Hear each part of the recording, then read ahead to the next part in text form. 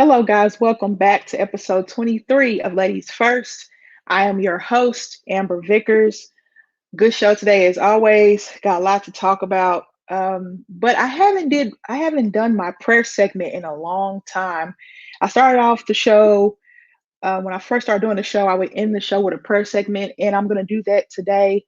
Well, tonight I'm going to end the show with a prayer segment because there's been a lot going on in the Midwest and the South, the Northeast, the East, a lot going on in the United States and the world, period. So I have some special prayers to send out today. So I'm going to do that today. Before I get started, I got to plug all this stuff in for you guys. You guys can find out where you can go get this cool gear. You can find out where you can go get this, teespring.com/unwrapped. You can get one of these ladies first shirts. You can get a ladies first mug, get a whole bunch of Unwrapped Sports Network gear. And also, you can support the Unwrapped Sports Network family. RxHemp.com. Sore achy muscles CBD cream. Use the code RxHemp/USN to get 10% off of your order. MyBookie.ag. Now, MyBookie, we're having a love-and-hate relationship right now. I've been doing a lot of betting, been doing a lot of losing. But as Corey told me, keep your head up, keep doing it. It's okay. It's all a part of the game. So, Corey, thank you for letting me know that I will be okay because I've been watching games, staying up watching games, looking at my computer, and I've been going crazy. So I am still using my first initial deposit. I'm not just putting money in and losing it like crazy, guys. I'm still on my first deposit, so I'm not betting that much money. But my returns are looking great. But my parlays, I missed one leg, missed two legs, and it's like, ugh. We're talking about that in the Discord chat. So mybookie.ag, use the code USN100 to double your first deposit. Speaking of the Discord chat, we have Patreon. Unwrapped Sports Network has Patreon. So how to be a part of that is patreon.com/unwrappedsports. You get the $1 option, the $5 option per month, or the $10 option per month. The Keenan Allen jersey just came in signed. So if you have that $10 per month option, then you're eligible to get that Keenan Allen jersey. I'm eligible for that. I'm excited. I hope I win it. If I win it, you guys will see that as my background for as long as I'm doing this show. Because, like I said before, I never win anything in a raffle. Like, I never win a raffle. So if I win that raffle, I'm going to be very blessed and very grateful. Also, supporting my own network by buying gear. Eventually, I'm going to buy everybody in the live lineups gear and also being a part of Patreon. We talk a lot in the Discord, teach you how to gamble. Because Bets Unwrapped is going to be a podcast now, I believe, with Alex and Corey because of Alex's schedule or something like that. So Bets Unwrapped used to be a live show, then they used to turn into a podcast, but I think it's just going to be a podcast now. But I'm not sure. I'm going to let you guys know. But we talk about gambling every day in there. So I got some good picks today. I got some good picks tonight. So we're going to see how it goes. Only 3 NBA games tonight. So hopefully I can win the whole parlay and it's not 90% of the 90% of the legs and lose one leg and then boom, there goes my parlay. But that's a great way to win money. It's also a great way to support the network on Patreon and get the Discord chat and just talk about sports with us. Okay, let's dive into today's show. Ladies first, talk about the ladies first. We're close to March Madness for the ladies. So my goal is to get a couple of women guests on here separate weeks to talk about March Madness, to talk about all American teams and things of that nature. I've been talking about the WNBA free agency. I'm going to take a week off from that because I want to talk about the NCAA women. I talk about them too, but I've been starting shows off with WNBA free agency. I just want to change it up a little bit. Now, the top 16 teams have come out for the women. They have come out. So the top 16 are Region 1, number 1, Connecticut, number 4, Tennessee, 3, Baylor, 2, Arizona. Region 2, number 1, South Carolina, number 4, Georgia Tech, number 3, UCLA, number 2, Maryland. Region 4, number 1, Louisville, number 4, West Virginia, number 3, Oregon, number 2, Texas A&M. Region 3, number 1, Stanford, number 4, Indiana, number 3, Georgia, number 2, NC State. The reason why Oh, that merch though. Thank you, Connie. I appreciate it.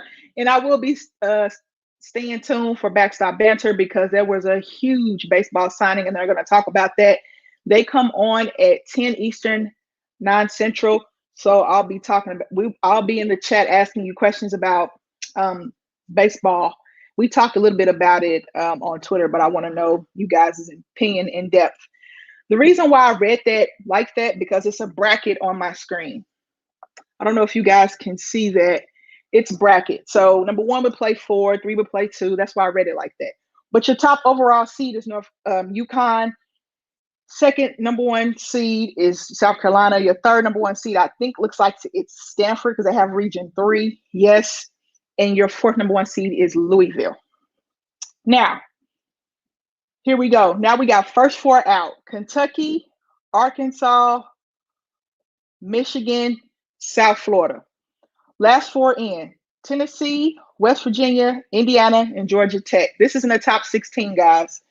Next four out: Missouri State, Gonzaga, South Dakota State, and Northwestern.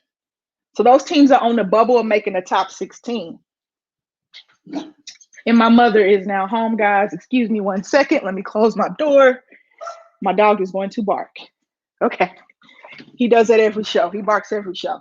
So when you look at those top 16 teams, I feel I'm not South Carolina biased, but I think South Carolina's the best team in the country. They're currently playing Tennessee right now, and they're winning by 12. I think it's 37-25 right now. UConn did beat them. NC State also beat them, so they do have two losses. But I just think when it comes down to the tournament, they have strong post play and they have strong guard play, and that's very, very important. Not taking anything away from UConn, Louisville, or Stanford, or NC State, or Texas A&M, which I'm going to talk about Texas A&M in a minute. But you have to have strong guard play and strong post play, and South Carolina has that. I love Don Staley, I really do. I think they're the team to beat. Out of these 16 teams, I think Texas A&M is a team that nobody wants to play. I also think that Baylor might be too low. They talked about that. You put Baylor in the same bracket as UConn. So essentially, I guess how the committee looks at that is Baylor is the fourth strongest 3 seed because UConn is the strongest 1 seed. So if you're the strongest 1 seed, number one overall seed, you're supposed to get the easiest bracket. You play closest to home in your region, which in this case, this year, they're all playing, I think, down in San Antonio. So it doesn't matter because the men are all playing in Indy and the women are all playing in San Antonio. So you're supposed to have the easiest bracket. Baylor is not the fourth best number 3 seed, in my opinion. I don't think that. The Big 12 is not as strong this year. I get that. I understand that. But I don't like that. And they talked about that as well. Texas A&M is a team that I would not want to play. And they're the strongest 2 seed, and they put them in the weakest 1 seed bracket because it's Louisville. So they put them in the bracket with Louisville. I don't want to play Texas A&M because they have strong guard play and also strong post play. So Gary Blair's done a great job at Texas A&M with their team. I wouldn't want to play them. I think they're a top 4 team in the country. They were talking about that. And Baylor and A&M, 2 teams I don't want to play. Georgia Tech snuck in there. Georgia Tech is having a strong season as well. Now, Texas A&M is neutral, so they're not trending up or down. West Virginia has a plus next to them. What does that mean? What does that plus mean? New team to the bracket. So West Virginia is a new team to the bracket. They're in the Big 12. University of Oklahoma just upset them in the women's game and in the men's game last week, I believe. So I don't want to play Texas A&M. I don't want to play Baylor. Tennessee is playing well right now. They're having a tough fight with South Carolina, but who doesn't? Stanford's playing well right now. They have bounced back from those losses earlier this season in the Pac-12. So when you look at the bracket, you kind of have to figure, okay, who's the hottest teams? Like that's usually how the NCAA works, men's and women's, who are the hottest teams? And like I said before, in the women's game, it's five teams that can win a national, maybe 6 or 7 teams that can win a national championship. I think UConn could. I think Louisville, Stanford, NC State, South Carolina, and Texas A&M and Baylor can all win a national championship. In the men's game, it's Gonzaga, it's Baylor, and I'm gonna put Michigan up there because Michigan beat Michigan State a couple of days ago, and they have been playing very well in the Big Ten. I think the Big Ten is the best conference in the country for the men. So in the men's game, they've kind of separated themselves. In the women's game, not so much. Like I said, there's 7 teams on here that I think have a chance of winning a national title. UConn, South Carolina, all 4 number 1 seeds. Give me NC State, give me Texas A&M, and give me Baylor. So that's 7 teams I think could have a chance of winning the national title. Now, could they get knocked off? Sure, of course. It's the NCAA tournament. It's one game, one time, and it's probably a team you're not familiar with, and it's probably a team you've never seen that style of play before, and that's usually how it happens. Now, I did say this when I started talking about the NCAA for the women. Very rare do you see upsets happen. It doesn't happen as often. In the men's game, you'll get a North Dakota State beating the Kansas. In the women's game, not so much. Now, I bit my tongue when I said that because there were a couple upsets that happened. But in the tournament, you don't see it as much for the men. For the women as you do for the men. And I don't know why that is, but this year could be different. I bit my tongue once, I can bite my tongue again. So let's go ahead and look on the bubble teams. Let's look at these on the bubble teams. This is on the bubble in the tournament, not on the bubble in the top 16. So last 4 in at large: Michigan State, Iowa, Caitlin Clark, leading off freshman in scoring. She has played amazing for Iowa, South Dakota, and Washington State. Then his last 4 in automatic qualifiers: Wright State, University of Tennessee, Martin, Maine, and Marist. First 4 out at large: Rutgers, Oklahoma State. Oklahoma State has one of the best big men in the country. I call him big man.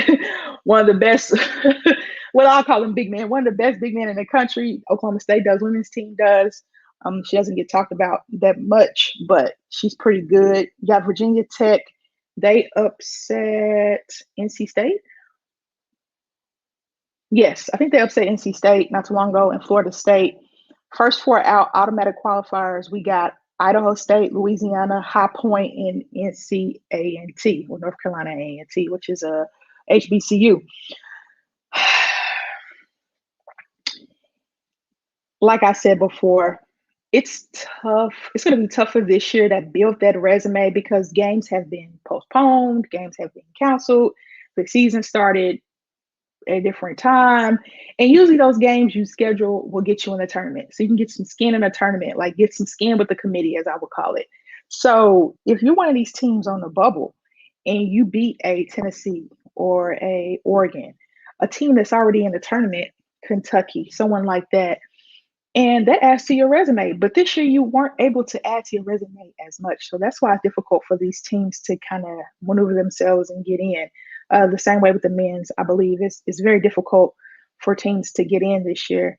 So I'm looking forward to seeing what teams make a push.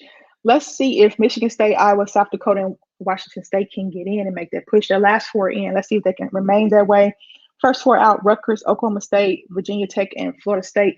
Let's see if they can get some more quality wins to get into the tournament. Let me see Virginia. Let's see.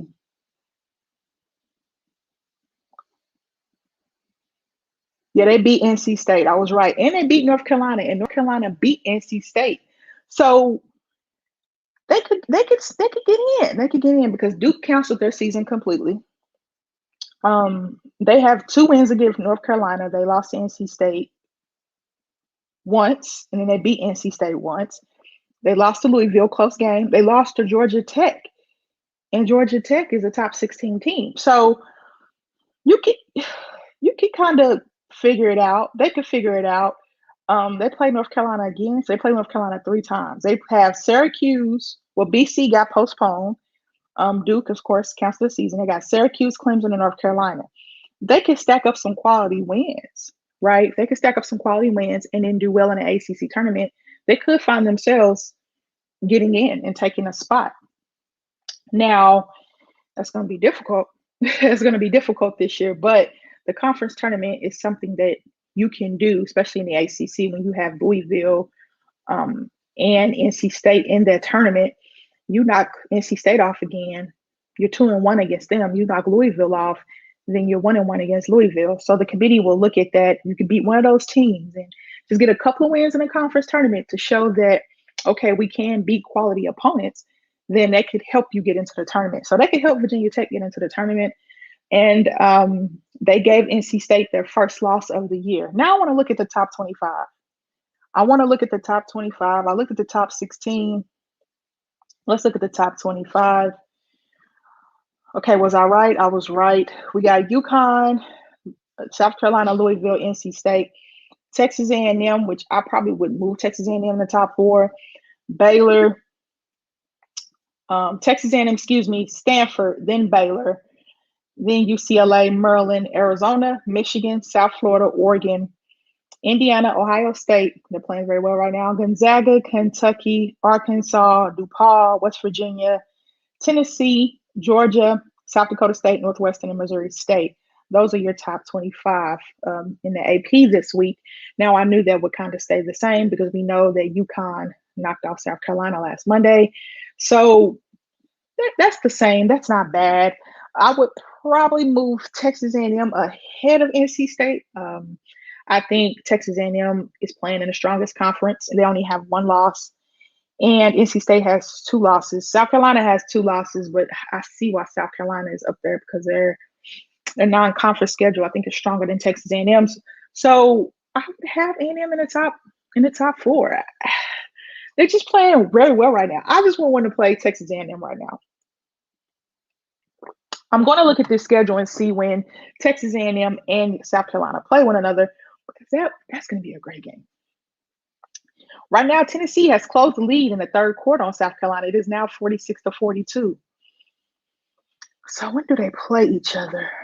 Oh, they play each other on the 28th. They play each other on the 28th at 1 p.m. They're playing Tennessee right now. They're playing Kentucky on the 21st at 2. Then they play Ole Miss. If you guys don't know, Ole Miss knocked off. Did Ole Miss knock off Tennessee? Am I thinking correctly?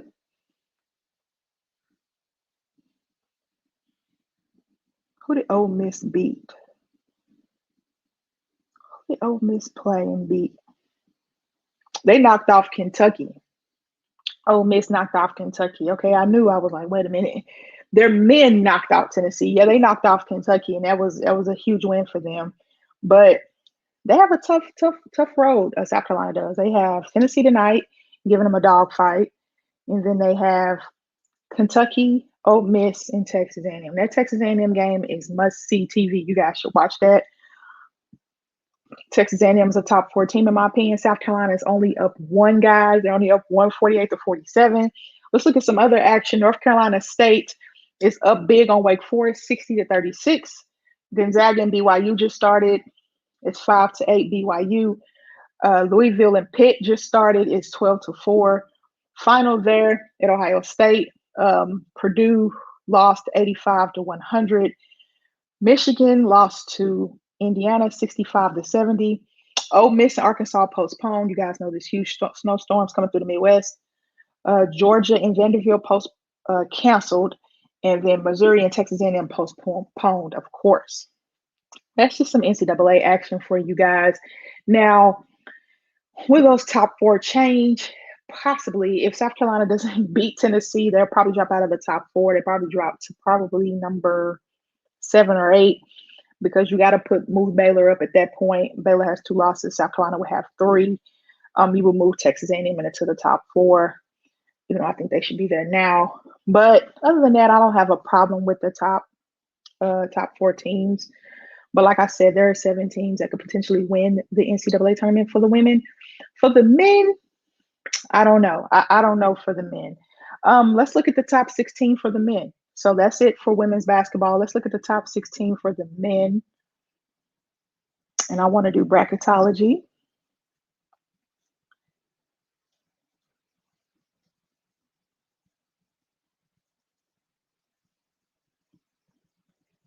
Okay, give me the top 16, would you? Okay, Joe Lenardi, I'll figure this out.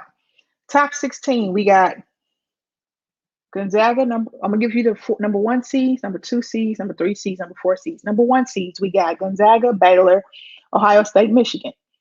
Number two seeds, Houston, Illinois, Alabama, Villanova. Number three seeds, Iowa, Iowa, Virginia,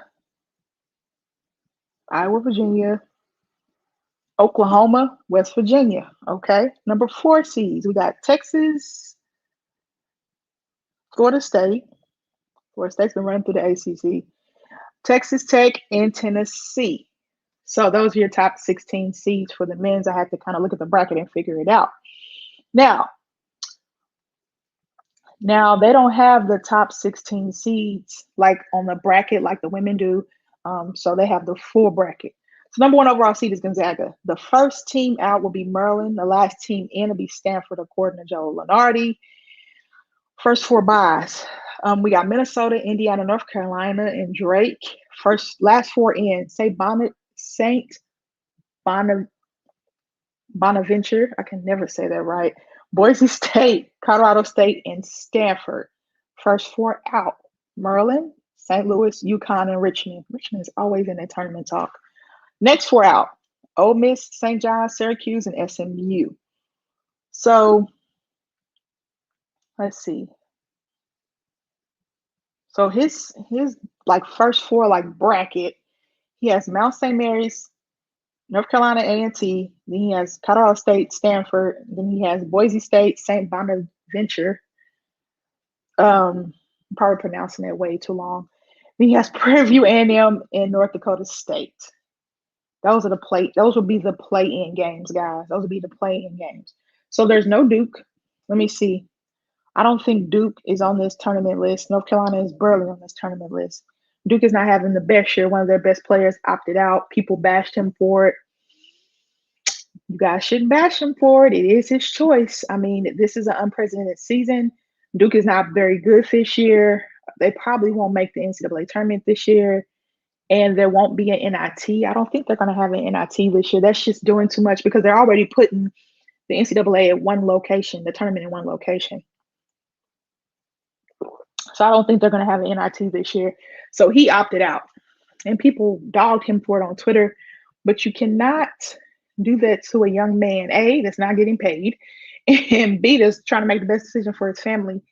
And C, he might not like school all that much. Just to be honest with you, a lot of athletes, if they know that they're going to be a lottery pick, they should probably go to the G League. They probably will start taking their route. The G League is getting a lot of TV coverage, and also you're getting paid, and you can go back to school and they'll pay for that. You can get endorsement deals and all that kind of good stuff.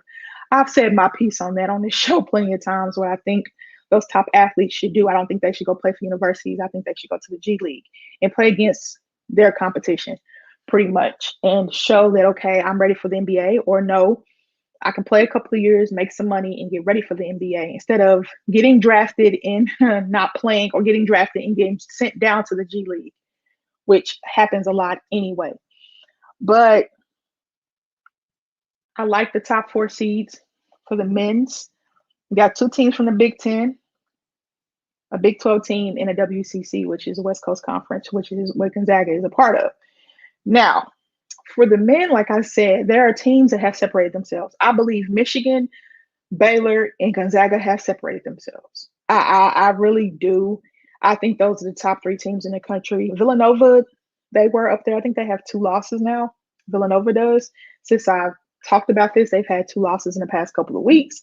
So I had to drop Villanova out. They were a top 3 team at one point.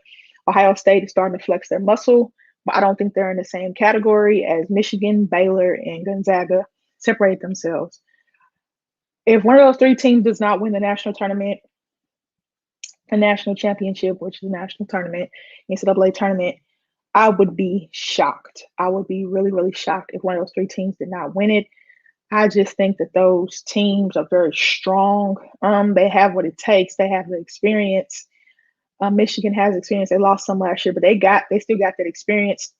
Baylor, all their horses came back, and then you got Scott Drew, probably Big 12 Coach of the Year, and then you have Gonzaga and Mark Few in that team. So I like it. I like what I'm seeing from those three teams. Now, who wins it in the men's? I don't know. Picking an NCAA champion for the men's is like playing, not even playing Russian roulette. It is very difficult because these small teams, you see them one time and you don't know their playing style. You've watched film, but it's hard to emulate and it's very difficult to guard. And they might run an offense you've never seen before. And film can only do so much. Simulation and practice is not quite the same because they've been running that same system for years, and for 30 games. So it's it's difficult. It is difficult to play a team you've never seen before, and that happens with the men's game and the women's game. But in the men's game, it just seems like they get smacked out of nowhere. Like what, And one team gets hot, starts raining threes, and next thing you know, it's game over. It's only one game. It's only one game. Coaches will say it's only one game for the rest of your life, but I don't take it that serious. It's just one game, guys. But if you're a senior, it hurts, especially if you know you're not going to play at the next level. It's that one game. And when that one shining moment plays on CBS, everybody gets emotional. The cameras show when the guys are crying because they lost. You see the seniors, even juniors or sophomores, sometimes even freshmen, that know that this is the only time I'm going to be playing NCAA tournament with my brothers or my sisters. And they cry on camera. And I don't like them showing the kids crying on camera. Like that's a soft spot for me. But I like the one shining moment part. I really do. It's a nice touch, CBS. Don't change.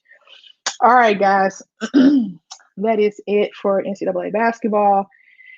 Now, here's something that I really want to talk about. I'm going to bring it up on Twitter. Of course, keep my iPad next to me so I'll know, okay, this is what you want to talk about. The All-Star game. There will be an All-Star game. And I have the schedule. Matter of fact, I took a picture of the schedule in my photos. Okay, here's the schedule. All-Star game format. All right. The same competitive format as the 2020 All-Star game. 2 NBA All-Star teams will compete to win each quarter for their respective beneficiaries.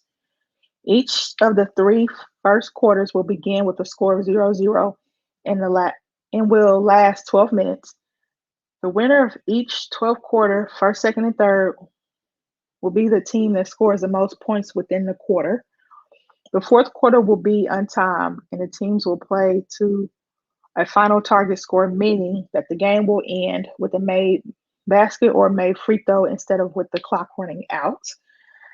The final target score will be determined by taking the lead team's total cumulative score through 3 quarters and adding 24 points, representing Kobe Bryant, of course. The first team to reach or surpass the final target score will win the NBA All-Star game. So now they're scoring it by quarter, like a pickup game or like a pickup scrimmage kind of deal. They're trying to make it more of a pickup game feel. And I get that. I understand that. Having an All-Star game, I don't get it. I don't understand it. That's very, very interesting to me to see them having an All-Star game. Now, they did announce All-Star starters, if I'm not mistaken. They did do the All-Star starters. So let me see who those are. I missed those because I was taking a shower. But here we go. The starters for the East. Kevin Durant is the captain. Of course, you got Giannis, Joel Embiid, Bradley Beal, and Kyrie Irving. For the West, LeBron James captain. Nikola Jokic, Kawhi Leonard, Steph Curry, Luka Doncic. Those 3 guards in the West, you could have shuffled them. I probably would have had Dame starting. Team has a better record. He has less around him. and he's playing at an MVP type level right now. I'm going to give you my MVP candidates as well tonight, but I don't disagree with Luca. Luca's putting up the numbers. His team is just not winning, but he's putting up the numbers. And I told you guys when I picked my All-Star starters that you can shuffle it between Luca. It's going to be between Luca, Steph, and Dame. The fans voted for Luca, so congratulations for Luca. But Dame will be the first pick off the board after the starters are picked. I'm just telling you that right now.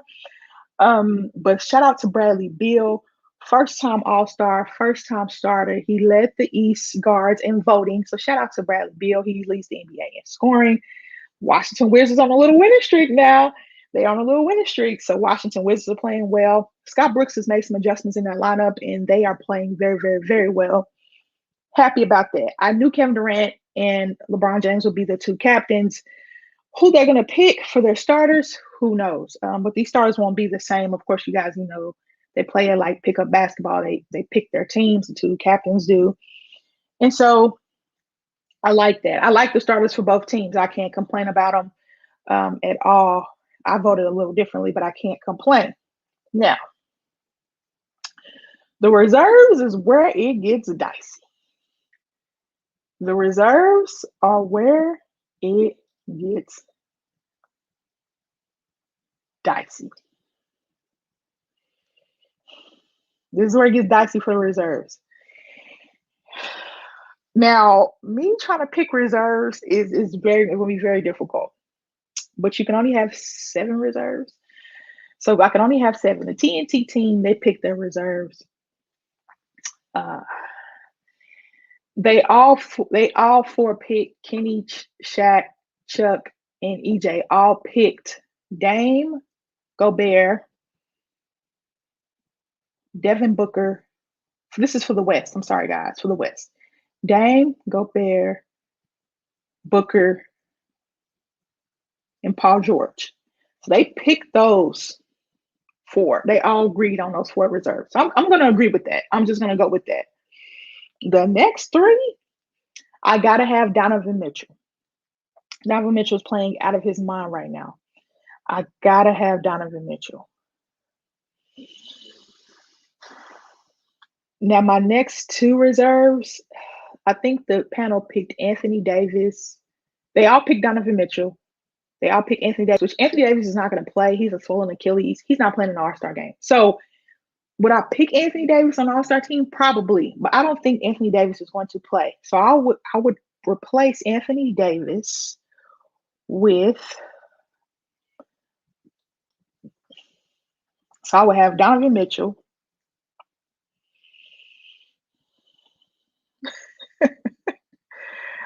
Oh man, this is tough. I'm gonna tell you why this is tough because DeMar DeRozan has been balling. DeMar DeRozan has been balling. Chris Paul has been balling, but I have to have a forward. No, let me think because I got Rudy Gobert and I got Paul George as my forwards. So I got 2 forwards and 2 guards because I got 2 guards. I got Book and Dame. I got Book and Dame, and then I got Rudy Gobert and Paul George for my center forward or whatever you want to call it. I would probably go down with Mitchell for sure. You know who Chuck picked, and it's not a wild pick? He picked Clarkson. He picked Clarkson for an All-Star, and that's not too far-fetched. He's the best bench player in the NBA, and they have the best record in the NBA. Utah does. They're 20-1 in their last 21 games. They beat the brakes off the Clippers without Kawhi and Paul George, which other teams haven't been able to do without Kawhi and Paul George. So that shows you that they're a very strong team, and they win the games they're supposed to win. And other teams in the NBA haven't been able to beat the Clippers without Kawhi and Paul George. You win the games you're supposed to win, and Utah does that. Now, who would I put beside Mitchell? That's difficult. Those last 2, because Anthony Davis is not going to play in the All-Star game. Why would he risk his Achilles? So he's out of the picture. Now, I did see DeMar DeRozan on there. I saw DeMar DeRozan, Anthony Davis, Um, and Mitchell were the top three for Shaq. I think he had Mitchell, Anthony Davis, and DeRozan. I would probably go Mitchell. This is tough.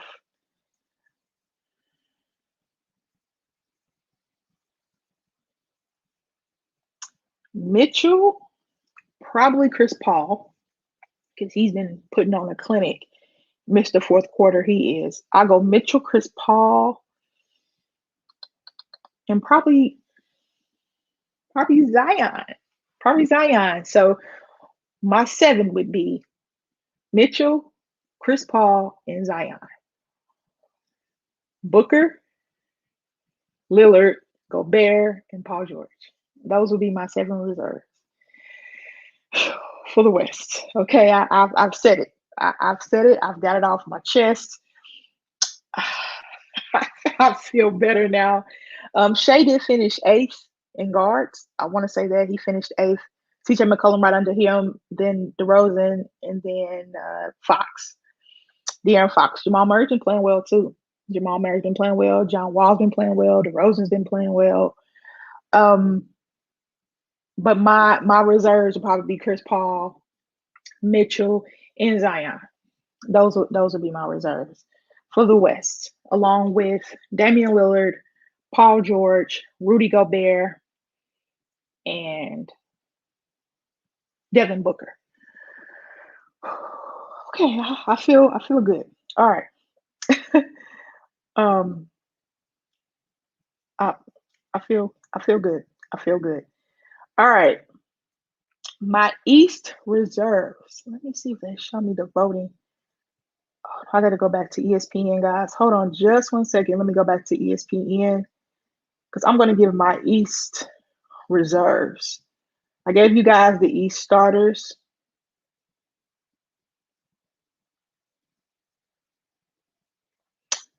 Let me give you my East reserves. Come on. I'm just going to have to type it in. Okay.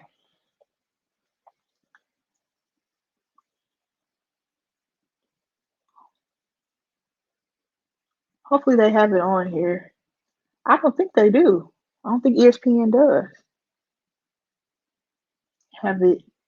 Why wouldn't you have the voting?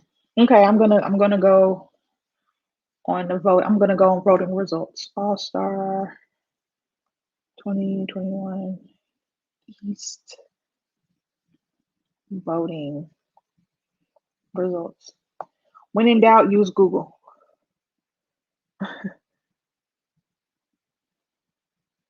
When in doubt, use Google. Thank you. Okay, here we go. Now, this is gonna be tough for the East. The East is tough. I'm gonna tell you why. Because there's gonna be some guys on here they're gonna get snubbed. So we know the East starters. We got Giannis, Joel Embiid, Kevin Durant's captain, Bradley Beal, and Kyrie Irving. I didn't get to hear TNT's top four reserves. I didn't get to hear their top four. My top four reserves, guards. I'm gonna pick two guards and two forwards like they did. My two guards, James Harden, Jaylen Brown. Easy. Two guards.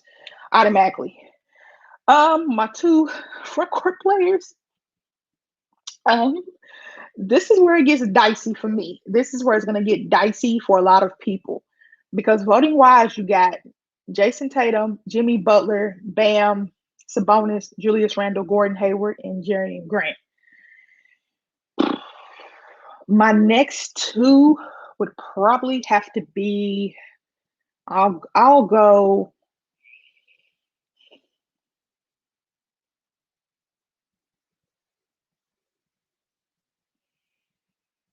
I'm gonna probably go opposite.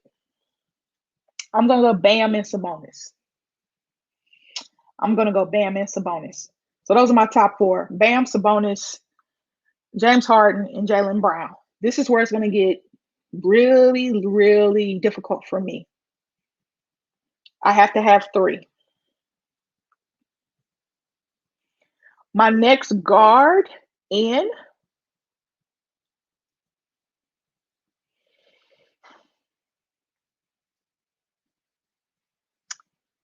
would probably be,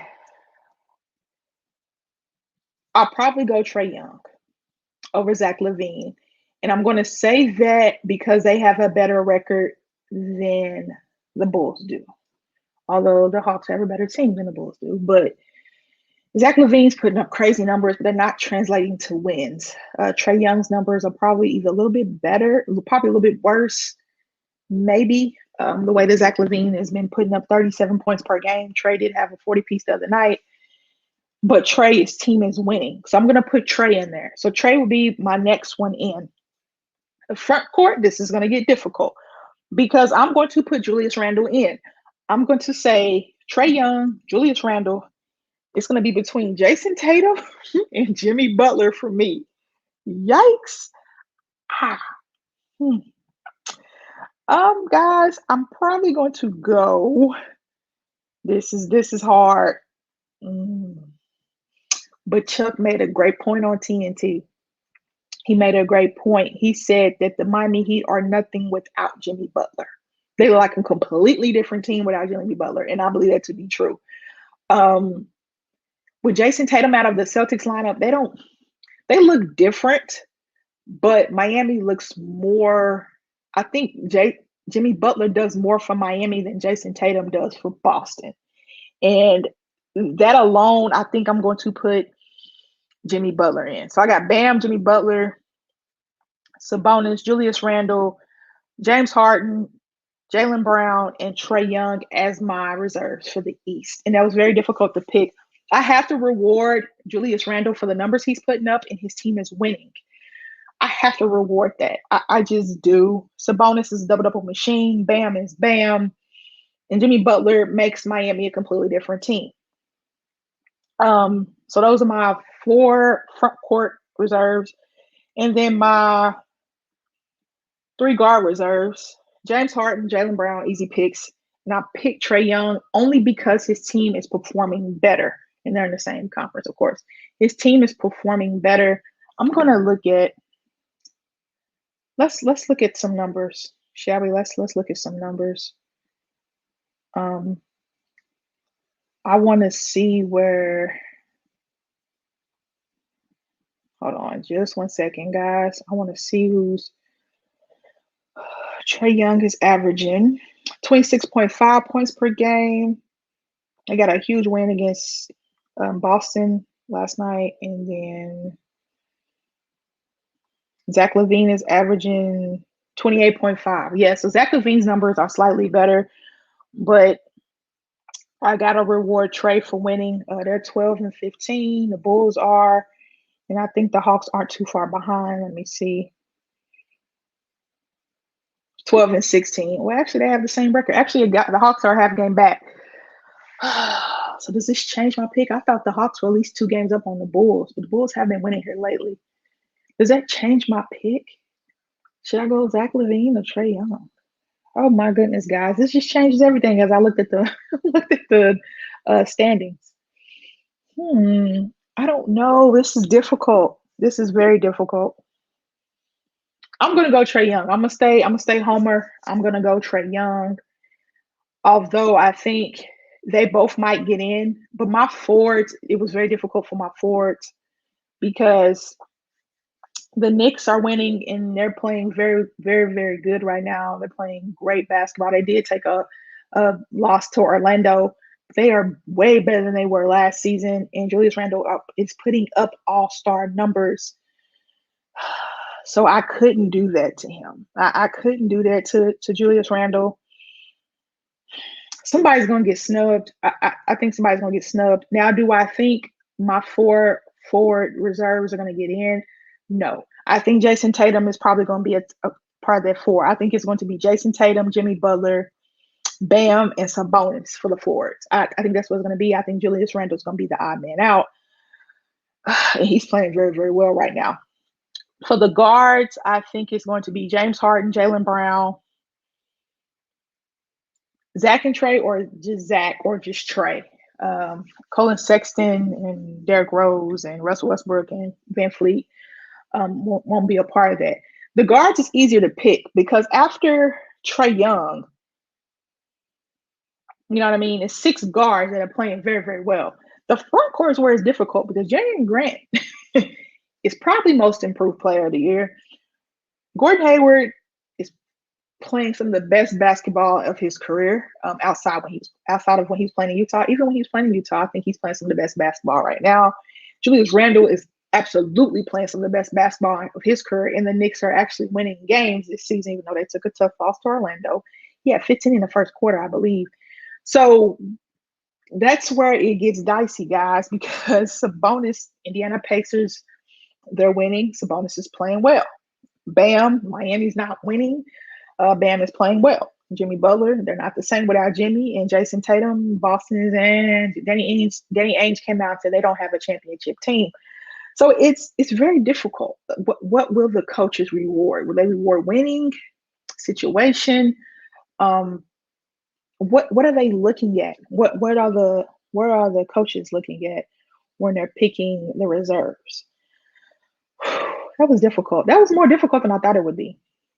Give you guys just a little NFL news because they're going to do a broadcast about it. They're going to do a broadcast about, I believe Garrett and Ben are going to do a broadcast about the Carson Wentz trade.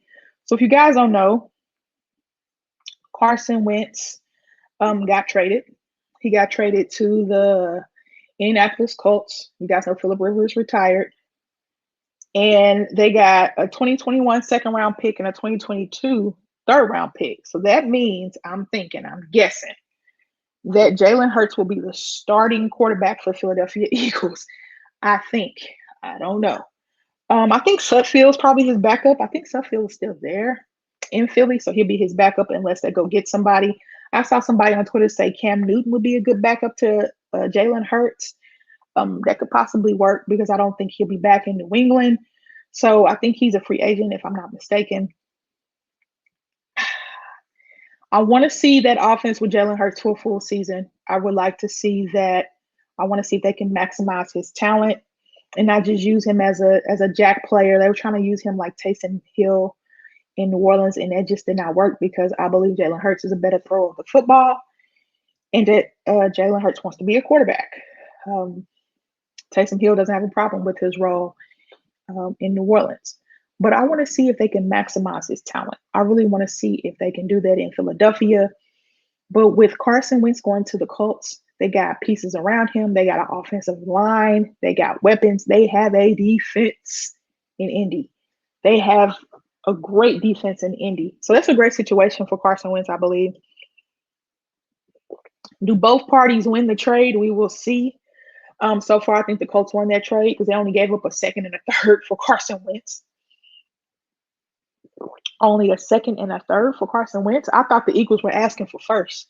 I thought that's why the holdout was so long because he was supposed to be traded a couple weeks back. I remember Chris Mortensen reporting that Carson Wentz could be traded this week, and that was a couple of weeks back. And so the Eagles were asking for first round picks, I thought.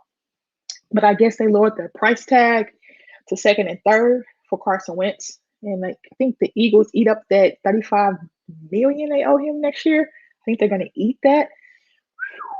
I said this on the hard count probably 3-4 weeks ago for Deshaun Watson. It's still looking good for Deshaun. I don't think he should be in Houston. J.J. Watt has already said that he's gone. He made the conscious decision to get out of Houston. I think J.J. Watt made the right decision. I think that Deshaun Watson needs to get out of Houston as well. J.J. Watt made a video, very respectful video about, he and the Texans are going to part ways, and he did it very respectfully. And I think that Watson is next. Now, the price of the brick did go up for Watson. I've said that on the hard count. The price of the brick did go up. So, Watson, Houston's going to want first because they don't have first round pick. Miami has their pick. So I think Houston's going to want a first. They're going to want a first, and they rightfully so. They should get a first. They probably should get 2 firsts for Deshaun Watson, if you ask me. I don't have first round picks, I think, for this draft or the next draft, if I'm thinking correctly. I know Miami has theirs this year, I believe. So I think they're going to ask for a first for Deshaun Watson. You give that up if you're the San Francisco 49ers, which I think that should be the move. Now, will they swap Watson and Garoppolo? They could do that. Um, and maybe John Lynch gives up their first to Houston along with Garoppolo. I don't know how sold John Lynch is over Garoppolo, but if you ask me if you want Garoppolo or Watson as your quarterback, you're going to say Deshaun Watson. As horrible as Houston's weapons were last year, he still finished like he led the league in passing yards. I mean, the guy's a magician on the football field. He's great to watch. And San Francisco has a defense. San Francisco has offensive line. They have running backs. They have offensive weapons on the outside receivers. They have George Kittle. So go get Deshaun Watson. Deshaun Watson could actually be the ticket for San Francisco going to a Super Bowl. I honestly believe that. With their defense coming back fully healthy, the offensive weapons they have, the offensive line they have, the running game they have that ticket. They need a quarterback. I don't think Jimmy G's that guy. I think Deshaun Watson gets you over that hump to at least win your division. Russell Wilson and Seattle are having some friction from what I've been hearing on Twitter, maybe just rumors, but Russell Wilson hasn't been happy with his offensive line, which is not surprising. The LA Rams, they got Stafford. We're going to see how that goes. Arizona Cardinals are an up and coming team. So, Kyler Murray's up and coming quarterback. And they almost made the playoffs last year. Almost made the playoffs. I think they'll probably get in this year. So if you're San Francisco, you're looking around the NFC West and you're saying to yourself, okay, is Jimmy G the best quarterback in this division with Kyler Murray, Stafford, Russell Wilson? Then you got Jimmy Garoppolo. Is he the best quarterback in this division? No. Is he the fourth best quarterback in this division? Probably. So if you go get Deshaun Watson with that team, I think Deshaun Watson makes that team number one in the NFC West. I think they have the best quarterback in the NFC West if you go get Deshaun Watson. My opinion, people might have a different opinion, but that's just what I feel. That's just what I think. All right, guys, I'm ending the show. Now, this is the part of the show that I said I wanted to get back to. So I'm going to send out my prayers to everybody that's dealing with the snowstorm. We've dealt with it. Luckily, I had power, but I've been shoveling my driveway for the past couple of days. I didn't go to work the past couple of days because I couldn't get out of my neighborhood. My mom got stuck in the snow. I walked from my house to a block and a half to go get my mom out of try to shovel my mom out of the snow at 7:30 at night last night. So Oklahoma's been dealing with some bad weather, but I've been blessed and fortunate to have my electricity, to have food, to have water, and things like that. We were supposed to have rolling blackouts. I don't think we had them, at least not where I live. I think the city might have had them, but in Yukon, I don't think we had them. But Texas, Memphis dealing with a lot of snow as well. Everybody, it's like here's the map, right? Everybody like this, and even Memphis, dealing with bad weather. The Northeast got it a couple weeks ago, and it just kept coming and coming and coming. They are built for that type of weather. Texas is not built for this type of weather. So their infrastructure, their highways, their grid systems, everything that they're dealing with right now, they're not built for. So my prayers and thoughts go out to everybody dealing with this snowstorm. And luckily, I've heard people on Twitter say that they've got their power back and been restored. I could go deeper into this and talk about the governors for both states because our governor just sounded completely, I'm not going to say that on a live broadcast. Texas governor they're ripping him on Twitter. That's all I can say about that. If you want to know how people feel about the Texas governor and Oklahoma governor, just get on Twitter because they didn't handle this properly at all. We see this more than Texas does. Texas doesn't see stuff like this, but the way they've handled it has been atrocious. The way our governor has handled it has been atrocious. And that's all I'm going to say about that. I'm not going to bash anybody, but they could have handled it a lot better than they did. but it's the government. Do we really trust them? No. Not me anyway. So, thoughts and prayers. Everybody dealing with this. I've been retweeting stuff that I've been seeing on Twitter, like where you can find shelter, food, warm place to stay, all those things. I'm trying to retweet that as much as possible as I see it on my timeline for those in Texas or those in Mississippi or whoever's dealing with the snowstorm. I'm trying to keep my followers informed about where they can get food and shelter and things like that. All right, guys, that is it for episode 23 of Ladies First. Before I get off of here, teespring.com, get your merch, Ladies First, of course. Got my mug there, teespring.com/unwrap sports. You can go get all your gear there. Also, mybookie.ag. I've been gambling, baby. I've been gambling. Alex and Corey will be proud. Me and Corey been going back and forth in a Discord chat about my gambling. But I've been having fun with it. And you can use the code USN100 and double your first deposit. Also, patreon.com/unwrapsports. Now the teespring.com is /unwrapped. I'm sorry. Patreon.com/unwrapsports. $1 option per month, $5 option per month, $10 option per month. Support the Unwrapped Sports Network. We really appreciate it. If you buy merch off the site, that's supporting us as well. Use the code on my bookie that's supporting us, rxhemp.com. Use the code rxhemp/USN, get 10% off your order. That's also supporting us. So supporting us is great. I support my network, of course. Without that, I wouldn't be able to do this show, have the software and things like that. So shout out to my network for allowing me to do that. I'm turning this stuff into a podcast. Give me time, guys. Give me time. I'm going to do that so you guys can hear this on a podcast. I think I'm going to start off on Podbean, and I have to submit so many episodes to Apple. But I really appreciate you guys for tuning in, and I'll see you guys next week.